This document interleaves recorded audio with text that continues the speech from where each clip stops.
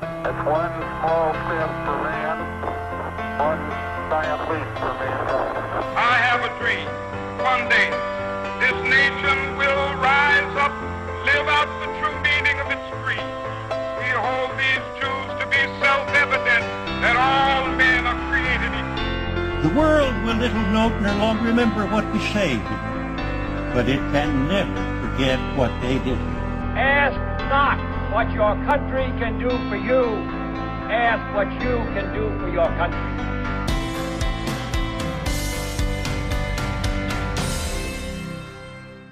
Hello and welcome to Eccentric Earth, the podcast where I, your host Amy Walker, delve into stories from across history with a guest who has no idea what the topic's going to be. Joining me this week is Adian Hang. Hello. Hi, welcome back. It's good to be back. I haven't been here for a while.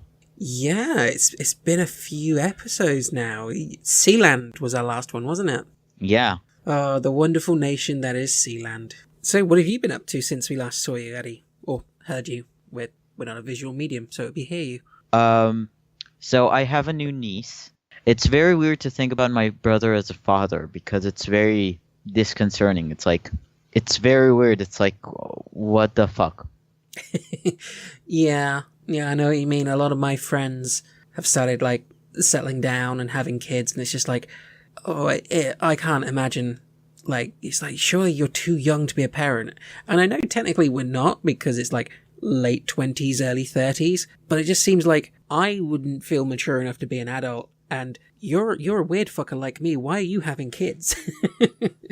Now, the point is, my brother is a great uncle, and we have two nephews. So now I have a third one. So it's very weird because seeing my brother as a dad is very much like, dude, what happened? So yeah, that's very much my reaction to that. We shall wait and see how fucked she'll grow up to be as part of our family. Because realistically, I know she'll be fucked. The question is just how much. Well, if she takes after her Uncle Addy, probably a bit. I'll be proud of that. Is there anything else, or...? All other shit is boring. See, you say all the other stuff is boring. You've had major surgery since then.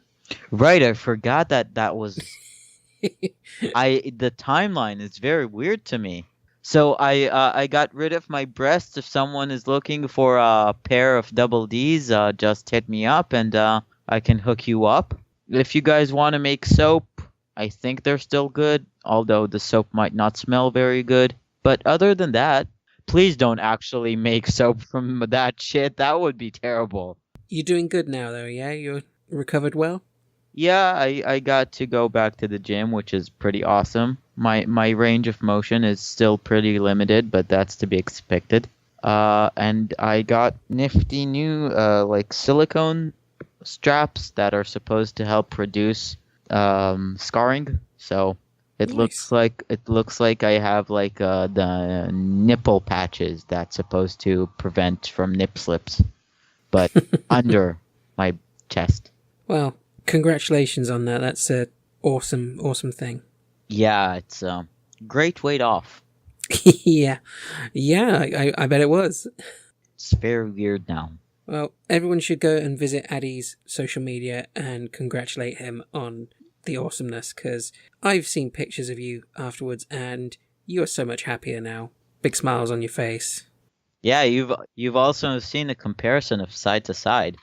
Yeah, scary stuff. Big change. Yeah, Good change. definitely good change. Yeah, and that's what we like. We like good things happening for our guests.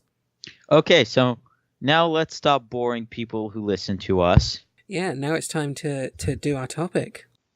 Hey, it's Hansi from the Squee Project, and we're having our first SqueeCon on Saturday, December 1st at the Lyric Hall in New Haven, Connecticut. We're going to be celebrating women and fandom with performances by Tea Time for Mad Girls, Kat Smith, a film festival, cosplay guests, vendors, and then we're wrapping up the evening with a meetup and nerd karaoke at the bar. Get your tickets at filmfreeway.com/SqueeCon.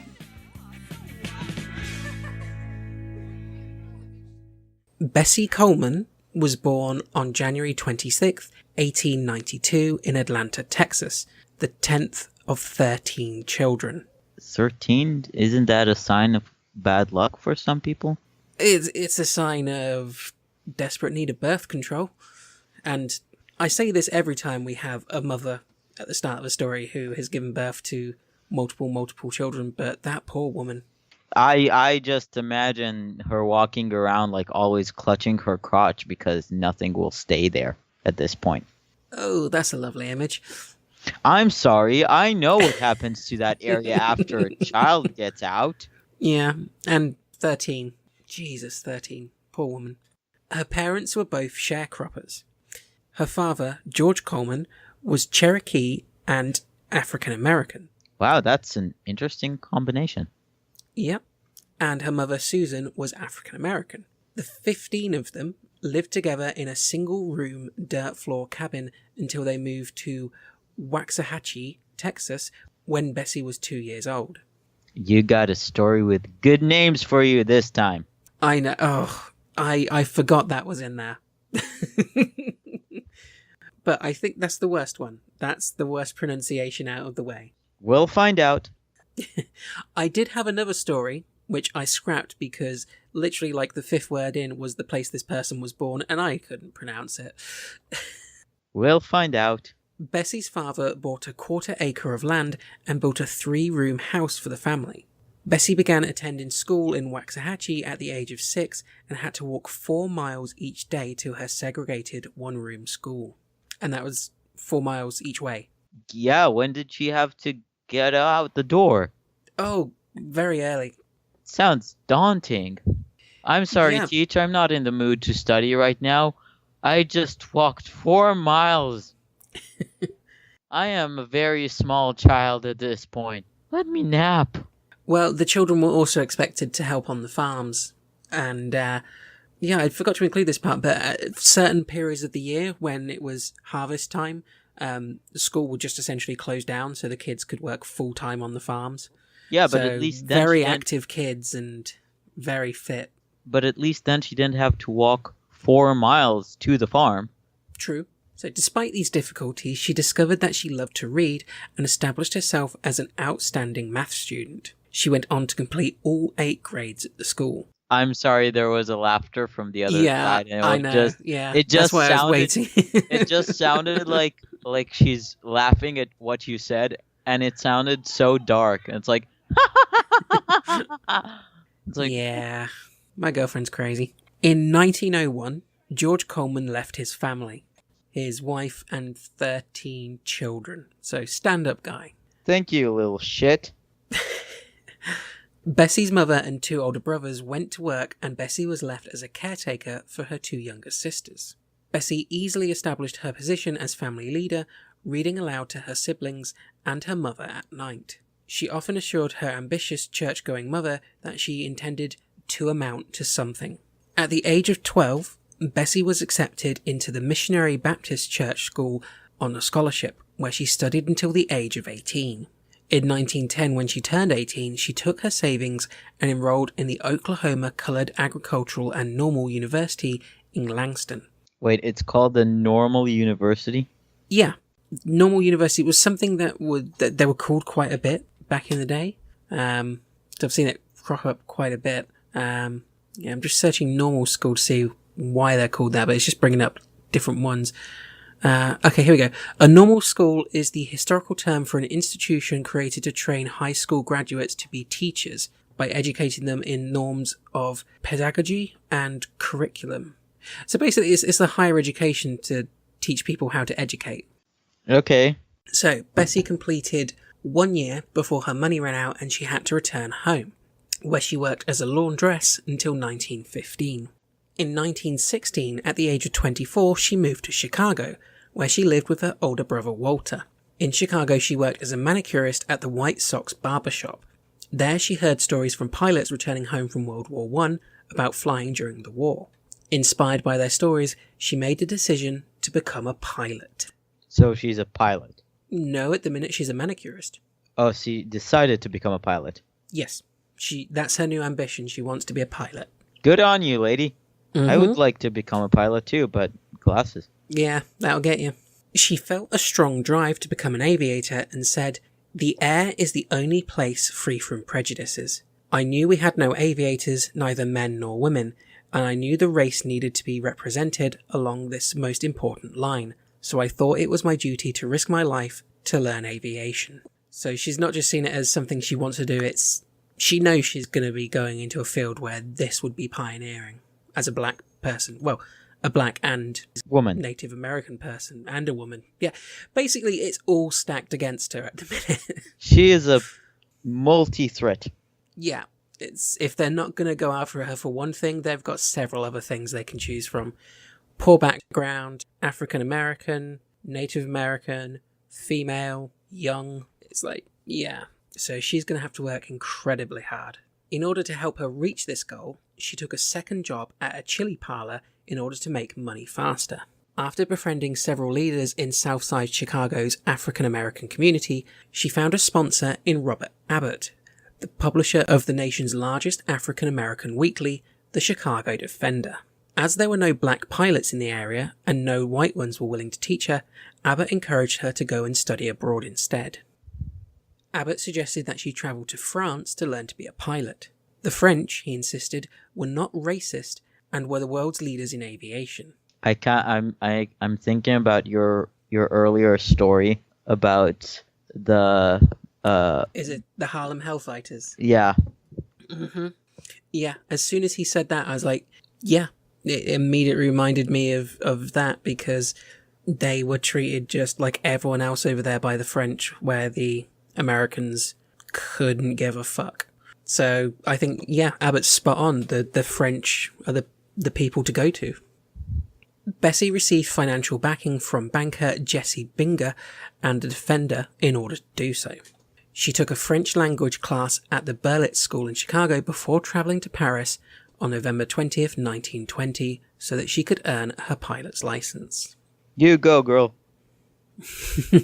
She learned to fly in a Newport 82 biplane, which had a steering system that consisted of a vertical stick the thickness of a baseball bat in front of the pilot and a rudder bar under the pilot's feet. So very old school, antiquated aircraft. I don't really understand what you just said, but I'll assume what you said is correct, because well, at I this don't know period, a lot of aircrafts.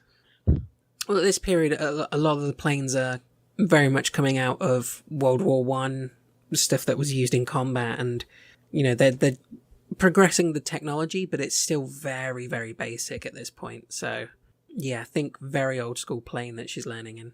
Look, lady, it didn't fall apart yet. You can fly it. Pretty much. She completed her flight training at the best school in France and was awarded her Fédération Aéronautique Internationale license on June 15th, 1921. Bessie became the first woman of African American and Native American descent to earn an aviation pilot license, and the first person of African American and Native American descent to earn an international aviation license from the Fédération Aéronautique Internationale. So basically, she's allowed to fly anywhere. Because of the Fédération Aéronautique. Yeah. Yeah, it's the world governing body for pilots. So if she's got their license, yeah, they're pretty much saying she's qualified everywhere. Cool. But she's got the standard American one as well. So she's covered herself. But yeah, the first African American and Native American person to get either. Yay. Determined to polish her skills, Bessie spent the next 2 months taking lessons from a French ace pilot near Paris, and in September 1921 she sailed for New York. She became a media sensation when she returned to the United States. When speaking to the press, she would often exaggerate her already remarkable accomplishments in the interest of better publicity and bigger audiences. As a result, the African American press of the country, primarily weekly newspapers, quickly proclaimed her Queen Bess. She told the press that she would be a leader in introducing aviation to her race. She would found a school for aviators of any race, and she would appear before audience in churches, schools, and theatres to spark the interests of African Americans in the new expanding technology of flight.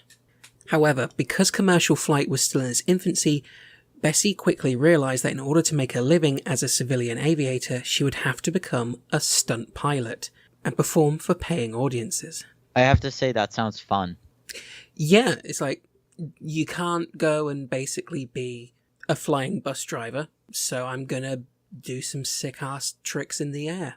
Yeah, that sounds pretty fun. In order to compete in what was a highly competitive arena, she needed advanced lessons and a more extensive repertoire.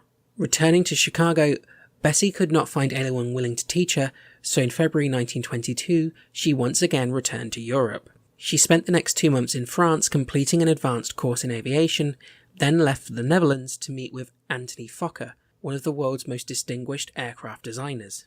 She also travelled to Germany, where she visited the Fokker Corporation and received additional training from one of the company's chief pilots. Once she was happy, she then returned to the United States to launch her career in exhibition flying. So she's not only the first, she's actually getting more extensive training than any man would get at this point, going and flying with the experts. Yeah, she seems also like she's fighting way more than the other men. Well, yeah, she's a non-white woman. She's having to fight a hell of a lot harder than any man would. Because, history teaches us, not even history, the world today teaches us, if you're not white and you're not a man, you're going to have to work harder. Patriarchy is fun! No, it's not. And that, people, is called sarcasm? In 1923, Bessie purchased a small plane, but crashed on her way to her first scheduled West Coast air show. Oh, wow. Shit. Yeah. The plane was completely destroyed, and she suffered injuries that hospitalized her for 3 months. Returning to Chicago to recover, it took another 18 months to find financial backers for a series of shows in Texas. Her flights and theatre appearances there during the summer of 1925 were highly successful, earning her enough to make a down payment on a second plane. Wait, what? Like, to that time, because aeronautica was still considerably new, to begin with, owning a plane was probably fucking expensive. Yeah, very expensive. So having down payment on a second plane, that's like, wicked. Yeah, she's doing very well for herself, considering the obstacles that she's had to face and stuff, because, this is still very, very early in as far as aviation goes, so going and watching an air show was huge business. People would pay a lot to go see it, so yeah, she knocks out a few of those every month, and the money's soon going to start coming in. Her new fame was also bringing her steady work. She wrote to one of her sisters, "At last, I'm going to be able to earn enough money to open my school for flyers." Performing for huge crowds under the stage name Queen Bess, she was a hugely popular draw for 5 years. She was invited to important events in order to perform and was often interviewed by newspapers, and quickly became admired by people of all races. The colour of my skin, at first a drawback, now drew large crowds wherever I went. At first I was a curiosity, but soon the public discovered I could really fly. Then they came to see Brave Bessie, as they called me, she later told one journalist. So she's proving herself. People are looking past her race and seeing that, no, she's just a damn good pilot. I think the fact that they look that she is of African American descent and Native American descent is also one of the reasons they like her so much, to a degree. Yeah, well, she's going to instantly have, I think, more than likely, instantly going to have a lot of respect from anyone who isn't white, because she's entering this arena and proving that she can do it, and other black people, Native American people, people of any race can do it. So she's getting the love and support of those people, plus then the white people who probably come along initially as, this is a bit different, this is a black person doing this, and then they realize, actually, no, this is a black woman who's really achieving, fair play to her, and they're gaining that respect as well. I think, whilst the colour of her skin probably did hold her back a hell of a lot, I think it's also one of the things that made her infamous. Yeah, I think it's definitely helped build her career, because she's not just one of the first women pilots, she's one of the first non-white pilots as well. So when added together, yeah, that's a hell of a draw for people. She primarily flew Curtiss JN-4 Jenny biplanes and other aircraft which had been Army surplus aircraft left over from World War I. She made her first appearance in an American air show on September 3rd, 1922, an event honouring veterans of the all-black 369th Infantry Regiment of World War I. Held at Curtiss Field on Long Island near New York City, and sponsored by her friend Abbott and the Chicago Defender newspaper, the show billed Bessie as the world's greatest woman flyer, and featured aerial displays by 8 other American ace pilots, and a jump by a black parachutist, Hubert Julian. 6 weeks after her initial performance, she returned to Chicago to deliver a stunning demonstration of daredevil maneuvers, including figure eights, loops, and near-ground dips to a large and enthusiastic crowd at the Checkerboard Aerodrome. I kind of want to do that. You kind of want to do it? Yeah. I like the adrenaline, especially like the flight. You know, when you take off in a plane and you just start feeling in the pit of your stomach that sensation of like, I love those, so I kind of want to do that. Why not? Go for it.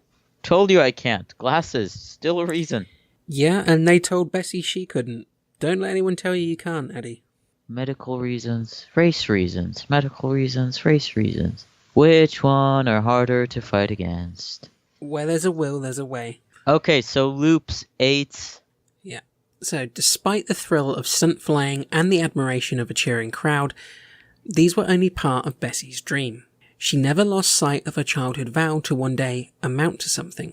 As a professional aviator, Bessie would often be criticised by the press for her opportunistic nature and the flamboyant style she brought to her exhibition flying. I'm pretty sure being an exhibition flyer would usually indicate that you have to be flamboyant as well. Otherwise, yeah, but they don't like it when the black woman does it. Damn you, black women! However, she also quickly gained a reputation as a skilled and daring pilot who would stop at nothing to complete a difficult stunt. In Los Angeles, she broke a leg and 3 ribs when her plane stalled and crashed on the 22nd of February 1923. Again? She broke another one? Yep. If you're going to be going into piloting like this, you're gonna get injuries. It's just part of the job. You gotta crack a few ribs. In the 1920s in Orlando, Florida, on a speaking tour, she met the Reverend Hill and his wife, community activists who invited her to stay with them at the parsonage of Mount Zion Missionary Baptist Church in the neighborhood of Paramore.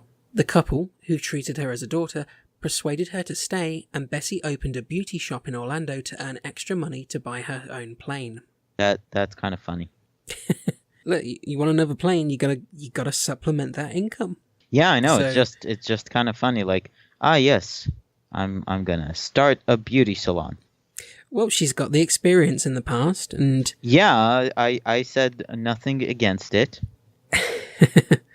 I just but said again, it's funny. It's something that I saw in a few articles and pieces where I read about her, and it's like, oh yeah, she opened a beauty salon, and then it moved on. It's like people are kind of gloss over the fact that she's now a business owner as well, which again, huge achievement for a young black woman at the time. Yeah, no, she's badass. Like, that's like major. Mm-hmm.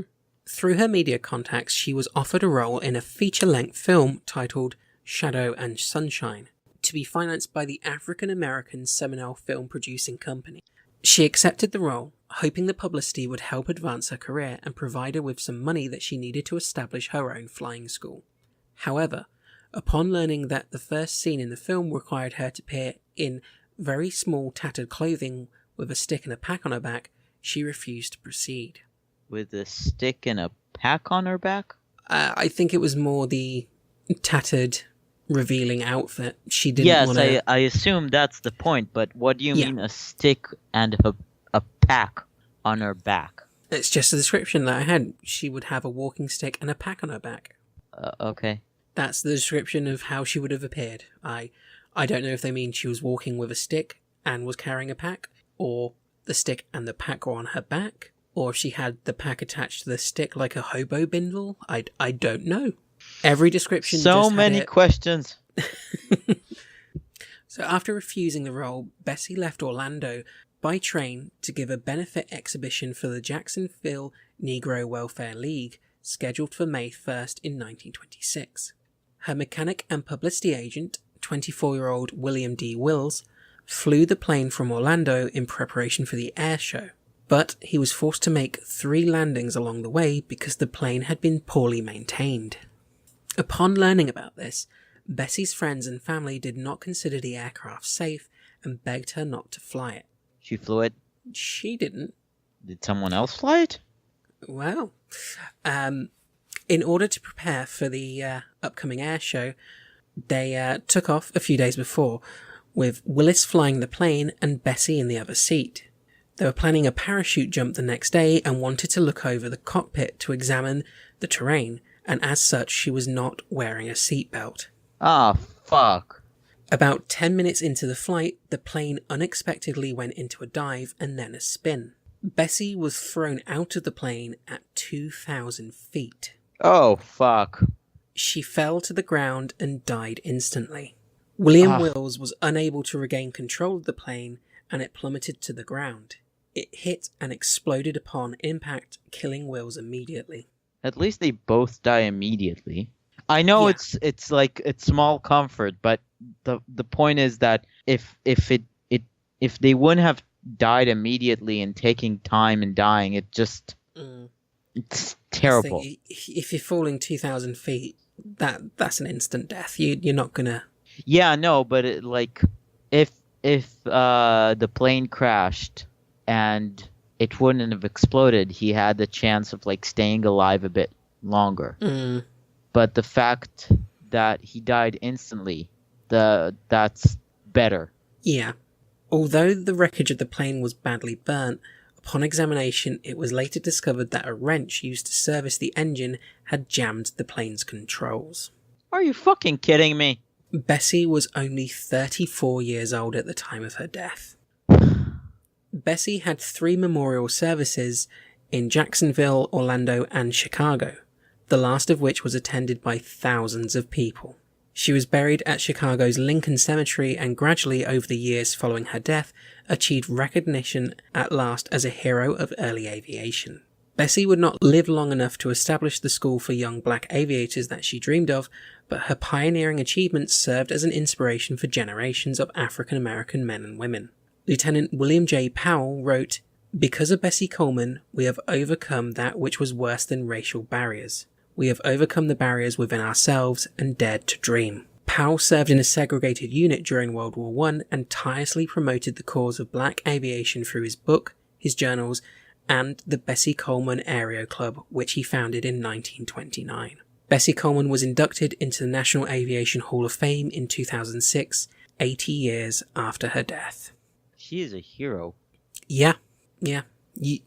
Especially that thing at the end from Lieutenant Powell, someone who was already serving and part of the military before Bessie went and became a pilot, who's turned around and said she changed it for all of us, and then went and founded the flying club in her honor. It's like that shows how much of an impact she had. It wasn't just, she didn't just change it for people coming after her, she changed it for people who were there before her as well.